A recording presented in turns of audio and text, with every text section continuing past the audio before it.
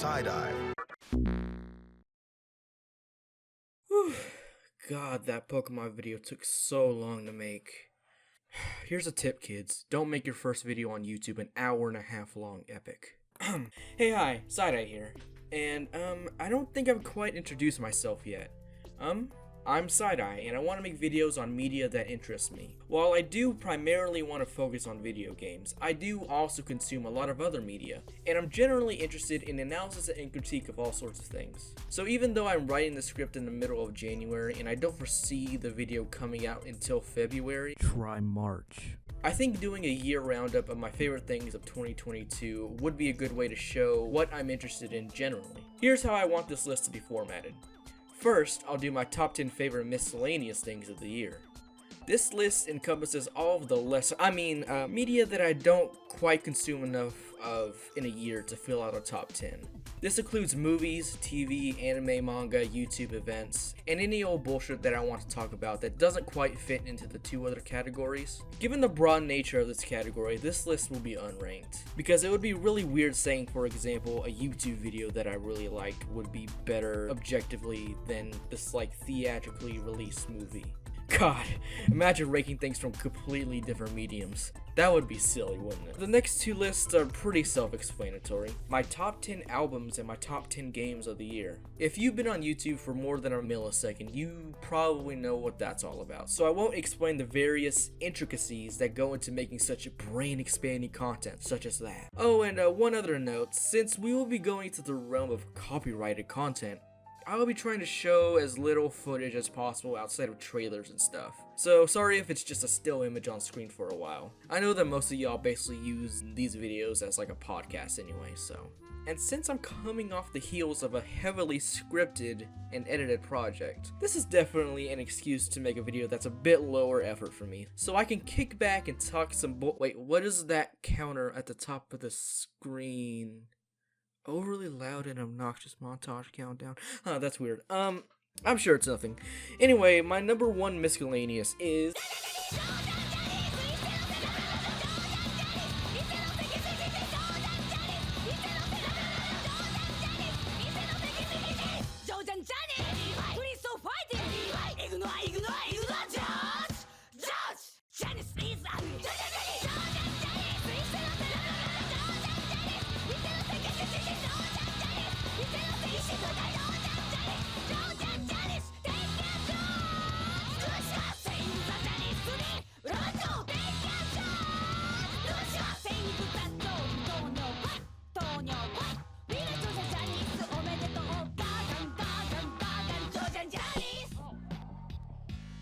Okay, no, that is the most complicated edit you were going to get this entire video. Oh, and since there's 30 things, I want to try and limit each one to at least less than a minute, so okay. Shut up, please. I can beat you up, okay? If you weren't aware, Tim Rogers, aka Action Bun Reviews on YouTube, is most likely the best person talking and writing about video games right now. And I mean that with no hyperbole. Getting his start on blogs in the late 90s, Rogers pioneered a new approach to games journalism, one that was more cerebral and branched off into insane personal anecdotes. And he has only refined, or rather expanded on that style in his work on Action Button, where his reviews are less critiques on video games, but a collection of many snapshots into his personal life and tangents that sometimes relate to a video game. And his review of Boku no Natsuyasumi, a game that I literally had no idea existed prior to the creation of this video, is perhaps his most poignant yet. This video is kind of a lot. It is a reflection of where one grows up, the connections one makes early in life, and how those connections slowly fade as time goes on, and what happens to the memories of those we once knew when we ourselves part with this world, all wrapped around this cute little Japanese exclusive PS1 game, where you play as a boy visiting his extended family on summer vacation. Oh, did I mention this video was 6 hours long? God bless you, Tim Rogers. Hey, I went to EVO this year. Despite living in Vegas for the last half decade, I had never been. And since they finally washed the smash stink off the entire event, I thought there would be no better time to go. I only went for one day, but even in that short amount of time, it was still really nice to be surrounded by FGC culture. Now, considering the fact that I absolutely suck at most fighting games, I didn't really play all that much and was mostly a spectator, but even so, it was nice to see pools for King of Fighters, Guilty Gear, and Street Fighter among others. And the highlight for me by far was able to see the Mortal Kombat 11 Grand Finals live in person. Seeing hometown hero Rewind and his hype as fuck Kotal Khan climb to the final match and just barely lose in the final round was something that I'll never forget. Man, Americans just barely making it to the finals just to lose in the final round was kind of a theme this year, huh? Oh, and I also bought a ton of stuff in the artist alley, and I was able to play Street Fighter 6 well before a closed beta. Overall, a good time, but apparently Susie Spear Hunter was there and no one told me? There's always next year. Keep being great fighting games. Okay, before we get to the good stuff, some complaining first. What the fuck, Netflix? You have exclusive rights to a very anticipated and beloved part of one of the hottest and most beloved anime series of all time, and you choose to batch drop it? The way this release really felt like the worst of both worlds. People who like to binge and get through it in a short amount of time are stuck waiting 9 months for the next batch, and those who like to watch a show week to week are basically forced to binge it unless they want to arbitrarily stagger their viewing experience with the anxiety of knowing that they could just watch all the remaining episodes if they wanted to. But no, they gotta savor all the delicious content Daddy Netflix drip feeds to them. Man, fuck Netflix. I know that's not necessarily a bold stance, but it needed to be said. Anyways, JoJo Part 6 is amazing! Everything, the fights, the characters, the stand concepts, the villain, the opening, the ending. Oh god, I love the ending. Everything about JoJo Stone Ocean reminds me about what I love about Araki as a writer and an artist. And what I love about David Productions' acute attention to detail when it comes to adapting the source material. The Maximum Security arc may in fact be my favorite series of fights in the entire series. So much so, I may or may not be planning a future video covering it. And oh man, the ending. I know it's controversial, but if you ask me, this is the perfect ending. I was so glad I never got spoiled on it. Without going into it too much, I love when a series writes itself into such a corner that it basically shatters the two walls forming that corner and then throws the viewer through a loop that they were not expecting. Yeah, this is my favorite JoJo part so far. By God, the Mega 64 boys have done it again. Describing comedy and why something in particular is funny to you is a really hard thing to do without ruining it. So I won't say much and I'll just tell you to check it out by yourself. But the basic setup is that this is a fake panel that took place at a fake convention called Mega 64 Expo. It's basically just an excuse for the Mega 64 boys to do dumb skits for 5 hours, but that's neither here nor there. Imagine an anime figures panel hosted by two people who would host an anime figures panel that was double booked by a women's wrestling match. There were points in the skit where I was laughing so hard I almost couldn't see. But what elevated it for me and what put it on this list is an unscripted moment so perfect I dare not spoil it here. Just go watch it, it's only 20 minutes long. Also, subscribe to Mega 64. They don't get nearly as much recognition for as long as they've been doing it. Man, there's only 2 movies on this list. I really need to fix that next year. I mean, in my mind I saw a bunch. I saw the Batman... Sonic 2. I actually did cross a couple old ones off my backlog last year. But yeah, not a ton of movies. And if you know anything about the most critically acclaimed movies of the year that are popular with internet fuckers like myself, you could probably guess the 2 I'm gonna pick. So here it goes. So... Everything Everywhere All at Once is like a perfect movie, right? Like, even from a purely aesthetic level, you put a deaf person in front of this movie with no subtitles, and I'm pretty sure they'll still have the time of their life watching it. There is so much creativity that went into every single little shot that it's just a feast for the eyes. If you haven't checked it out, I really recommend this video on how they did this particular shot. Multiply that times 100 and you can see why this movie is so successful at what it does. But then you get into the actual plot and themes of the movie, how it's about familial trauma, and how to find joy in your life in the face of the terrifying void that is the endless possibilities of paths one's life may take them. And the performances, man, the performances. Michelle Yeoh, Ki Hoi Kwan, and Stephanie Hsu all did incredible jobs as leading actors. And man, the choreography, Okay, I need to stop gushing about this movie or we'll be here all day. Moving on. So one of the biggest things you need to know about me is that I absolutely love Team Fortress 2. Not only is it my most played game of all time, without it and its community, I probably wouldn't have ever gotten the itch to make YouTube videos in the first place. But that's a story for another time. I bring this up to highlight L Maxo's excellent video on a very strange player by the name of Bingsoy. I don't want to spoil a whole lot for those who haven't seen it, but let it be known that this is one of the most heartwarming videos I've seen in a long time. What starts out as a silly video documenting a voiceless player and his weird strategies slowly evolves into a story involving decoded messages, possible ARGs, and the power a strong community can have over a person to strive and push the boundaries of a particular game. Thank you, El Maxo, but most importantly, thank you, Bingsoy.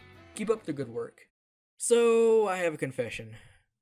I've never actually seen the entirety of Nathan For You. I know. Like, I've seen all the highlights. He got that guy to drink piss. He did that thing with the alligator. That was pretty funny. I always felt like I got the joke, and I didn't really need to investigate further when it came to Nathan Fielder and his silly little show about messing with people. It only took about 5 minutes of watching episode 1 of his new series, The Rehearsal, for those preconceptions to be absolutely punted into the atmosphere.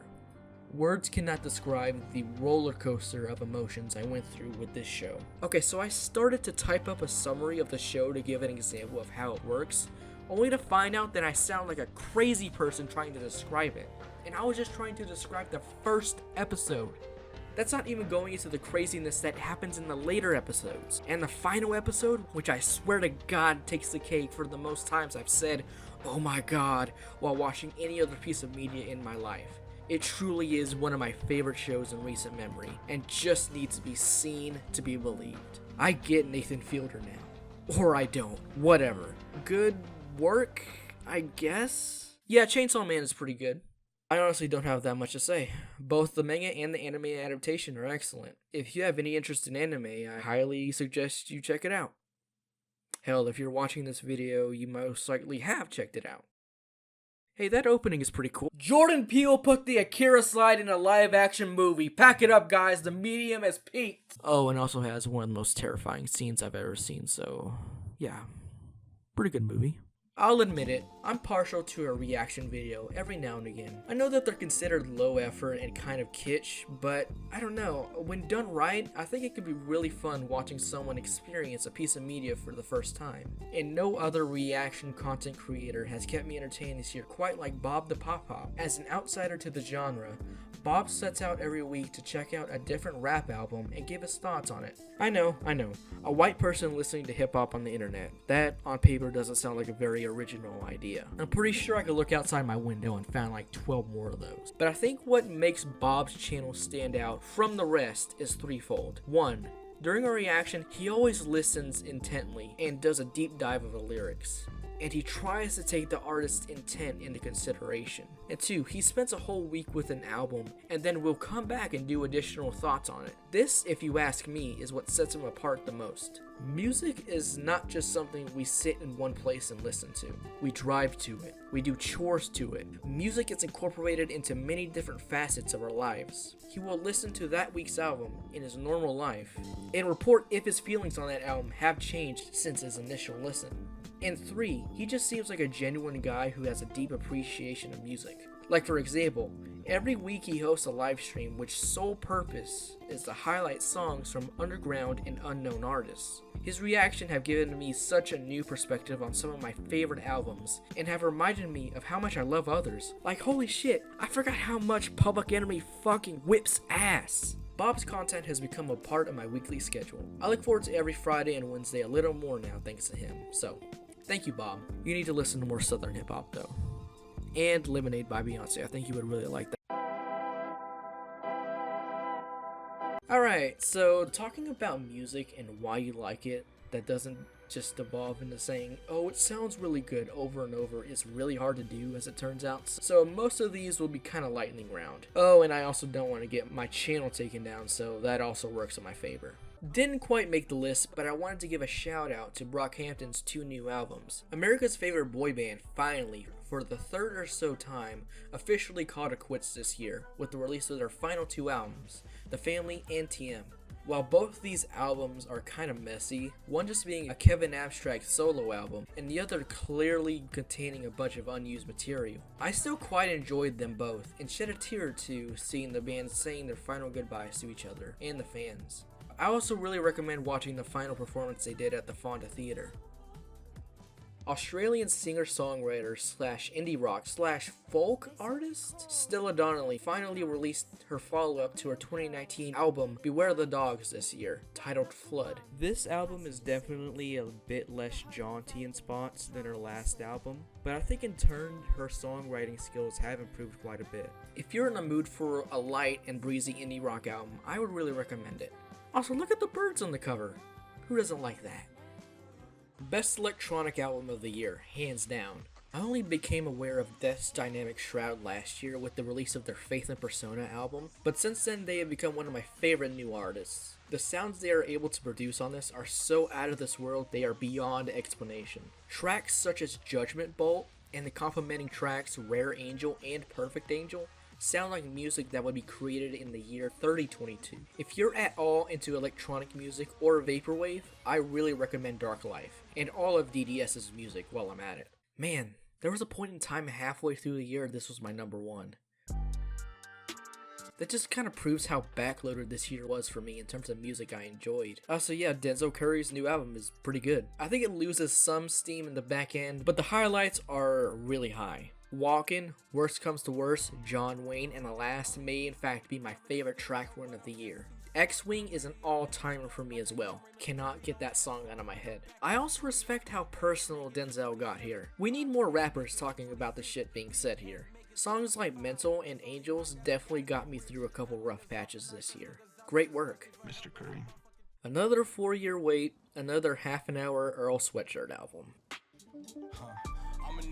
If you ask me, music has been pretty much the only medium that has handled addressing the pandemic with any sort of grace. You had to fucking Ludovico technique my ass to a chair to watch Bo Burnham's Inside. Anyway, this new Earl album does a pretty good job capturing the feeling of being stuck in one place with nothing but your thoughts for a prolonged period of time. Weirdly enough, it's not quite as dark as his last album, Some Rap Songs, with a few songs that are either upbeat or laid back in a positive way, such as 2010 or Tabula Rasa, which is a frontrunner for Song of the Year for me, by the way. Whenever Arm & Hammer and Earl Sweatshirt link up, it's like fucking magic every time. But the bleaker songs do still hit you right in your soul. Fire in the Hole and its weary guitars get me every time and just make me want to lay flat down on my bed for hours on end. Good shit, Earl. Man, I don't know what it is, but it feels like a lifetime since JID dropped his last project, DiCaprio 2. I think it's just a combination of him still being an up-and-coming artist with not a whole lot in his back catalog, and me not really revisiting that project too much since it came out. But it feels like I've been waiting on this one for a while. Yeah, he's popped up in a bunch of other places and helped out with that Spillage Village project, but it's nice to finally have a proper follow-up to the Never story. And yeah, it's just as good as you probably heard. JID does not miss a single beat with this album. On every song, he is just rapping his ass off in a way that makes it look so simple. So, why isn't it in the top 5? While the album is immaculate and all the right pieces are there, I don't know, it just kind of is missing a certain X factor for me. Like, maybe just like a larger concept would have helped. I also think it ends much better than it starts, so there's also that. Most of my favorite tracks are in the second half. The 2-part Bruddenem and Systenem, Stars, 2007, and man, the part in Just in Time where GID picks up Wayne's flow, amazing. Also, shout out to Cody Blue 31, which ended up being my most listened song of the year. Man, the more I talk about this album, the more I want to put it higher up. Damage has already been done. Next. Hey, you guys tell me, is this controversial? Yes, above Denzel, above JID. Despite being around for longer than you might think, underground rapper Billy Woods has been making waves in the music space as of late by releasing really challenging and abstract hip-hop albums, both in his solo releases and his work as one half of Arm & Hammer. And I don't know what it is, but the first of his 2 releases this year, Ethiops, really hit me hard. There's just a decrepitness to so many of these instrumentals that keeps me coming back. From the chilling piano and horns on the opener Asylum to the damn near ambient noise on Wharves, it's just too ear-catching not to love it. I also love when the beat picks up on NYNEX. That one is just a great posse cut all around. God, and the sirens on Versailles and the transition into that clean-ass guitar sample. God tier shit right there. And just as you thought Billy Woods couldn't get more bleak and poignant as a writer, some of his most cold and to the point lyrics are in this one. A couple of my favorite lines are, trying to pay the rent, but that's not black empowerment, that's you trying to pay the rent. And I'm not concerned with generational wealth, that's its own curse. Anything you want on this cursed earth, probably better off getting it yourself. and God, It's a freedom in admitting it's not gonna get better. that is lyric of the year for me. I love how to the point it is. I hope you're doing okay, Billy. Hey, I'm starting to think this Beyonce person has some potential. Ever since the release of her 2016 album Lemonade, I've been patiently pondering what she would do for her next album, and the answer was something I was not expecting. For the first time in a while, Beyonce was not bearing her soul on songs tied to real-life drama. What she gave us instead was an earnest, really amazing dance album. God, I just love listening to this album. There is not a single song that does not bring a smile to my face whenever I hear it. I know I said Denzel Curry has the best track run of the year, but seriously, Cozy all the way to Virgo's Groove, all of those songs are 10 out of 10s. That is an 8-track run, goddamn. And I love how all the tracks transition into each other like a DJ set. Energy into Break My Soul pumps me up every time, and I will never not have an out-of-body experience to the transition between Plastic Off the Sofa into Virgo's Groove. Just an hour and 2 minutes of good vibes. And man, sometimes that is all I needed this year. And for a while, it was my most listened to album of the year. Until... Yep, despite only being available for 22 days in the calendar year of 2022, SZA's SOS still ended up being my most listened to album of the year. I think that can give you a pretty good snapshot into how my mental state was this year. Her 2017 album Control is most likely in my top 5 albums of all time for a myriad of reasons that I will not go into here, but suffice to say I had pretty high expectations going into SOS, and yeah, it's fucking amazing. Although SOS is not as conceptual as Control, it is definitely more just a collection of songs. It doesn't change the fact that SZA just steals the show on every song she makes.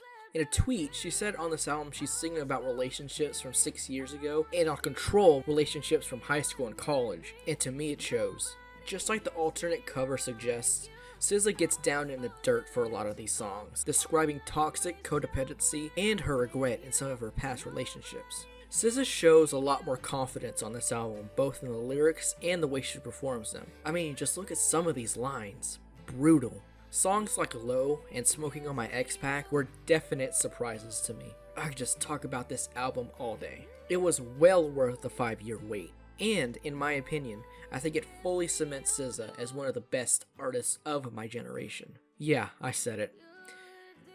Hope you're also doing well, Solana.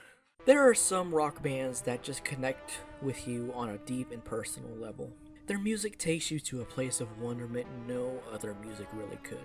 The instrumentation, the lyrics, the message, just all culminates in music that could not be done in any other genre. Anyway, fuck that. My favorite band now is these 4 small Japanese girls. Ever since the release of their 2019 album Itakoma Hits, I've been awaiting Japanese punk band Otoboke Beaver's next release with bated breath. That first album showed a band with such energy, such muscle, and such new and creative ideas that I was instantly hooked. And what they gave me this year was an album that was even crazier, even shorter, and even more out there than their last. And let it be known, Otoboke Beaver is a punk-ass punk band. Like, you know when baby metal first broke out into the scene, and a bunch of boomers in Metallica shirts and cum-stained jeans started complaining that they weren't real metal? Well, those people are idiots. Let's be honest, baby metal was metal with a lot of J-pop influences. It's still obviously metal, but you could see how some smooth-brained dumbasses could mistake it for something else. But with Otoboke Beaver, there's no mistaking it. Name something more punk than releasing an album with 18 songs that doesn't even clear the 30-minute mark. There are so many individual songs I love on this album, but fuck it, I don't want to talk about them. Most of them are kind of weird and off-putting in isolation, but in the context of a front-to-back listen of the album, it creates a chaotic frenzy of a listening experience that I've gotten from no other band. God damn, Otoboke Beaver. Keep up the good work. Okay, I'm sure. Okay. On to number 1. Ha. Ha. Ha. Number 1 is Mr. Morale and the Big Steppers by Kendrick Lamar. Yeah, I know, it's only the most critically acclaimed album of the year. Take a wild guess at what my favorite game of the year is too. Look, Kendrick is my favorite artist of all time. Not just rapper, not just musician, artist. His music found me at just the right age, and I connected with every single thing he's put out. I've seen him live twice now, one of those times being this year with the Big Steppers tour. So yeah, I'm probably not the best person to give an impartial, fair view of this album. But fuck it, who cares about impartiality? I think this album is that good. After 5 years, 1,855 days, Kendrick finally released his follow-up to what was his biggest commercial hit to date, Damn. And what did he do? He made a challenging, messy, and not at all mainstream album that tackles dark traumas that have gone on for centuries in America. I don't want to go into the intricacies of the lyrical content of this album, out of the fear that 1, I don't have to put a billion content warnings at the beginning of this video, and 2, I'm probably not smart enough to talk about some of these issues with the level of grace someone like FD Signifier can. Seriously, you should go check out his breakdown of this album. It's amazing. So, that being said, I'll just describe my personal experience with this album. God, there has never been a piece of media I've cried to more consistently than this album. And I'm not saying that to, like it's a contest, but it's just the truth. Just the mere fact that Kendrick talks about going to therapy that mirrors my own journey through mental health and seeking out help for the first time in my life alone was enough to make me shed tears. But then he gets songs like Count Me Out, Father Time, Mother I Sober, and Mirror. Ugh, I was done. This, in my opinion, is the healing both I and many others needed after the pandemic. A deep and hard look into figuring out just what the fuck was going on in ourselves. A moment of reflection and self-exploration. I also really like the way the songs sound. Despite housing some of Kendrick's darkest and most challenging songs, there are also quite a few songs that to me mimic the bliss that can come from being isolated from all the bullshit of the world. Songs like Rich Spirit, Die Hard, Silent Hill, and Purple Hearts will on repeat all year for me. Thank you, Kendrick. And thank God I'm done writing the music list. Oh my God. How do you do that, Anthony Fantano? Taught in the Shadows. I couldn't imagine writing about music for a living. Fuck. I think I want to nominate this award to Side-Eye for making the best video. Alright, enough of that bullshit. It's time to get down to what really matters. And that's video games, baby. Since it's the art form I interact with most on a regular basis, I often play and finish a lot more games in a year than just 10. So, here's a montage of some honorable mentions.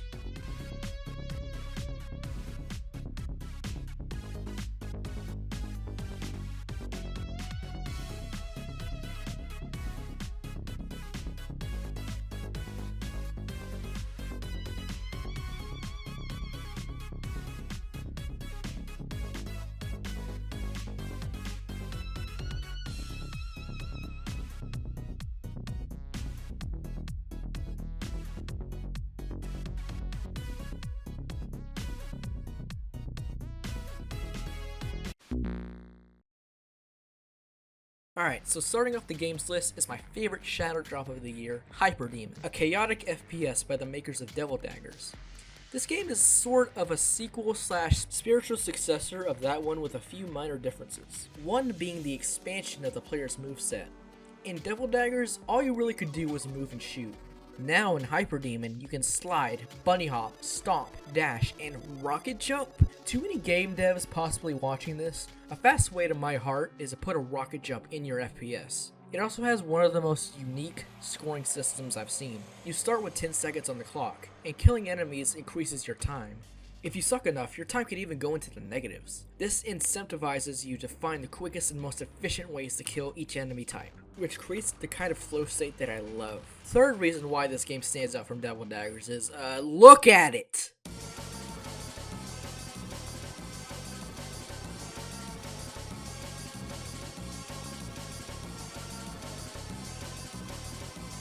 This has got to be one of the craziest art styles I've ever seen in my entire life. Whenever you jump, you see a full fisheye lens of the ground beneath you. Also, when an enemy is behind you, you see a red apparition in your field of view, making you feel like you have eyes in the back of your head. This, combined with the trippy effects that single-handedly made me put a flashing lights warning on the front of this video makes Hyperdemon stand out as one of my favorite gaming memories this year. Okay guys, I'll admit it. I lied in the honorable mentions list montage earlier. My number 9 game of this year is Nikke, Goddess of Victory. The characters are just too cute to pass up. And while I'm at it, let me show you my favorite poll.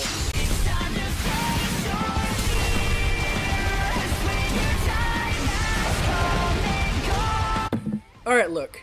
Is Sonic Frontiers a perfect game? No. Am I excusing the multiple technical problems that are still in the game? No. But is it a ton of fun? Yes.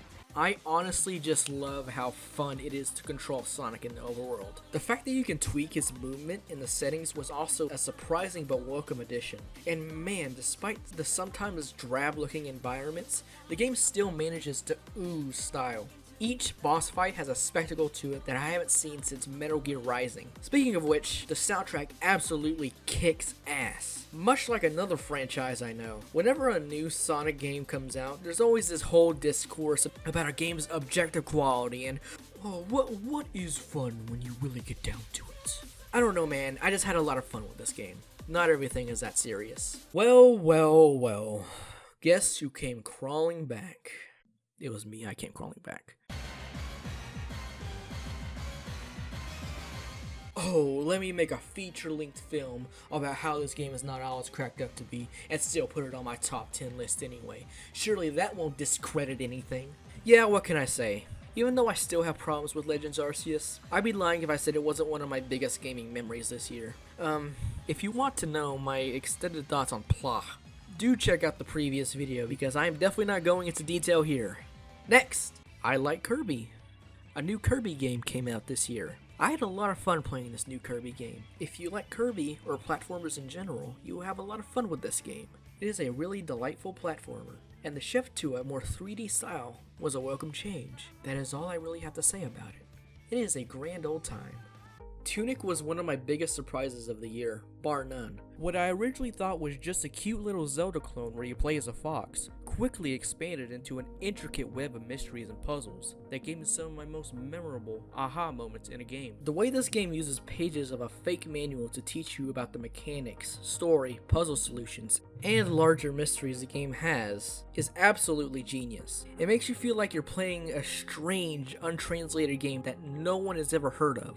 And the only thing you have to go on is the manual the game came with, written in a language you don't understand. I think the actual level design and Zelda-like elements are pretty solid as well. I know some people will have issues with the combat, but I quite liked it, and especially towards the end when you have a full arsenal at your disposal. Tunic is a game that captured my imagination like damn near no other game in recent memory. And it's only number 6?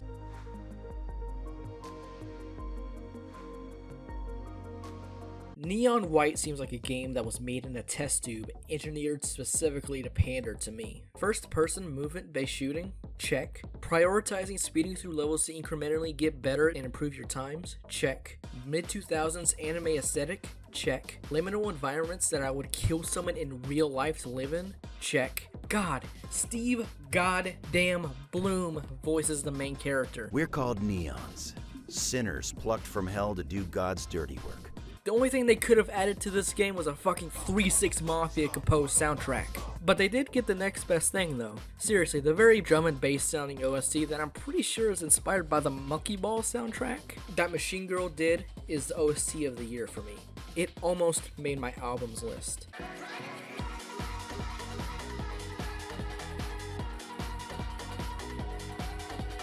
But yeah, this game is practically perfect in my eyes. I loved it so much I got an ace ranking in every single level in just 2 sessions in what was probably the sweatiest weekend of my life. It killed me to only put it at number 5, but I just had to put the 4 other games on this list higher. If you want to make it to number 1 next time, Angel Matrix, Juicy J has done weirder collabs in the past, just saying. Yeah, fuck it.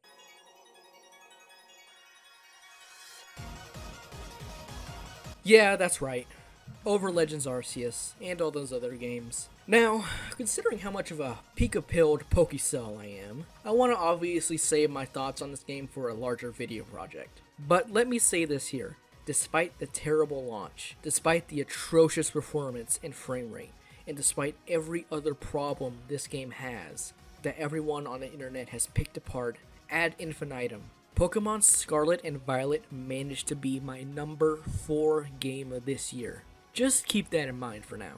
Oh, and since that eventual Scarlet and Violet video will probably be a ways off, since I want to diversify the stuff I cover on this channel a bit, and I'll probably wait until the DLC comes out, I have something to tide you guys over in the meantime. I recorded my entire first blind playthrough of Scarlet, and I will be posting a highlight video in the coming weeks. So, look forward to that. Very few games this year have invaded my psyche in the way Vampire Survivors has. What may come off as a cheap little indie game slowly morphs before your eyes into a deceptively simple time sink. All you can do is move around your character and choose upgrades. But within that framework, Vampire Survivors manages to do the absolute most with what it has. Can we pull up what the end game of the average run in Vampire Survivors looks like? Thank you. Watching your little guy slowly grow into this absolute killing machine to the point where you can basically put the controller down and watch the chaos unfold never gets old for me. I also think this game doesn't get enough credit for all the little things it gets right. The soundtrack, the weapon evolutions, and how it always feels like there's just one unlock, just one run away from unlocking. There have been other games to come out in this genre over the course of the year, and while I have enjoyed my time with some of them, I don't think any of them truly capture the beauty of design that is this game. I 100%ed this game on Steam, and I would absolutely do it over again. All throughout this year, Vampire Survivors stayed on my mind. So, up until 2022, I like the Xenoblade Chronicles games well enough. I think the first one is a classic that has some pacing issues and some of the worst side quests design I had ever seen. And the second game is cringe as all hell, but I actually really enjoy the combat of that one. So yeah, it was a JRPG series that I liked well enough to play through the games to completion, but none that I would rank as my favorites of all time. That all changed this year with Xenoblade Chronicles 3. Where do I even start? Okay, so first off, this is possibly the most engaging start to a JRPG I have ever seen. Right off the bat, the game gives you a reason to care about its characters and world by introducing the main conflict between Agnes and Kevis. Two sides at a never-ending war whose survival and energy depends solely on which side wins each battle. And it doesn't take long after that for you to get to what I consider one of the all-time most engaging story sequences I have ever seen in a game. Everything is just so amazing in this little half-hour chunk that serves as the vertical slice of Xenoblade 3. The choreography, the character dynamics and motivations, the music, all of them are on full display. And that is just within the first few hours of the game. As you progress, Xenoblade Chronicles 3 slowly expands and shows you what I think is some of the most maximalist game design I've ever seen. No matter what point of the game I was at, it always felt like Xeno 3 kept giving me new stuff to toy around with so it didn't get monotonous. Combat getting a little samey? Here's chain attacks. Wishing you could switch up your playstyle? Here's a new class to use. Hey, I know you're 75% of the way through the game, but here's a new class that has a totally unique mechanic that assigns a unique skill to each and every boss enemy in the entire game and encourages you to mix and match your abilities to find your preferred build.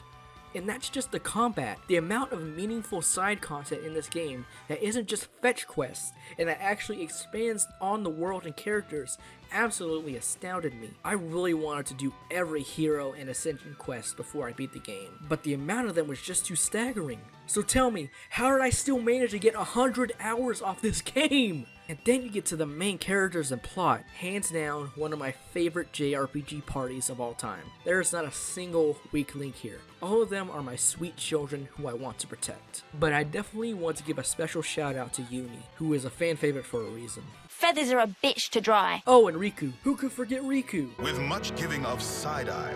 He said my name. And God, I don't want to get into any spoilers here, but the places this game goes with its narrative had my jaw on the floor. And one chapter in particular almost had me in tears. Y'all know the one. Yeah, this is one of my favorite games now. It's so crazy how much Monolith Soft got right with this one. And in literally any other year, it would have been my #1 game. And trust me, I tried to justify it, but unfortunately,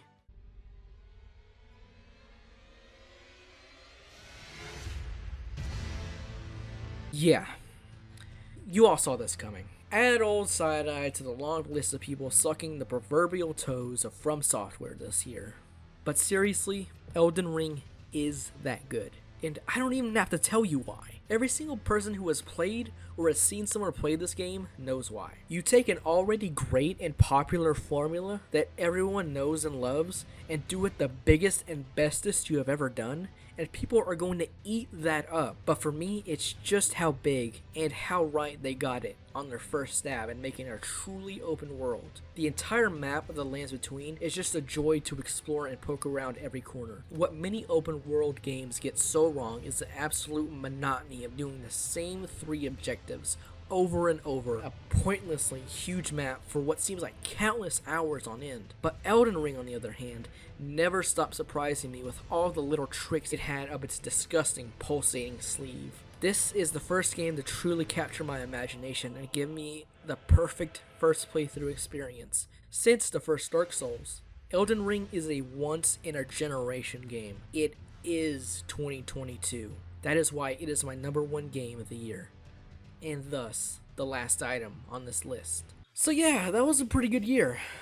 No, like seriously, what the hell? It feels like I got everything I wanted this year when it came to media. New Kendrick, new SZA, Elden Ring, 2 mainline Pokemon games, JoJo Part 6 anime, and so many other surprises. I'm so glad I decided to start my channel when I did. And I'm so happy and grateful for all the feedback I got in the first video. I may still be small, but I all the same want to keep sharing what I love with you guys all throughout the year. Thank you, and please look forward to the next one. By the way, do you guys like Chainsaw Man?